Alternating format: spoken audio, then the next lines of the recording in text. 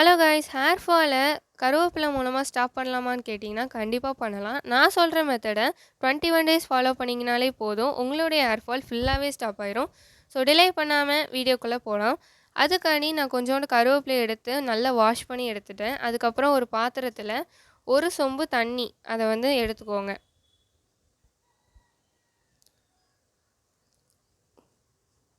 Wash பண்ண கருவேப்பிலைய அதில் போட்டு ஓவர் நைட் நீங்கள் ஊற வச்சிடணும்.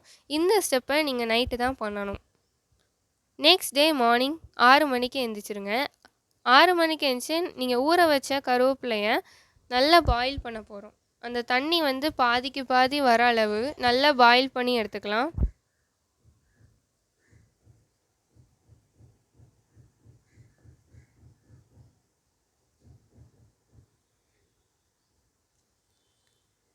இப்போ பார்த்தீங்கன்னா நல்லா பாயில் ஆகிட்டு, ஸோ கலரை பார்த்தீங்கனாலே தெரியும்.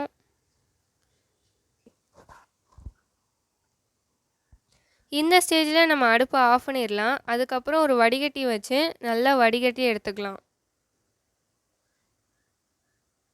வடிகட்டினதுக்கப்புறம் ஒரு ஸ்பூன் நெய் ஆட் பண்ண போகிறோம். இந்த நெய் வீட்டில் செஞ்சது. உங்களுக்கு எப்படி பண்ணணும்னு தெரியலைன்னா நம்ம சேனல்லே வீடியோ போட்டிருக்கோம். அந்த லிங்க்கை நான் ஃபர்ஸ்ட் கமெண்ட்டில் பின் பண்ணியிருக்கேன். போய் செக் அவுட் பண்ணி பாருங்கள். அது நல்லா கரையிற அளவுக்கு நம்ம மிக்ஸ் பண்ணி விட்டுக்கலாம்.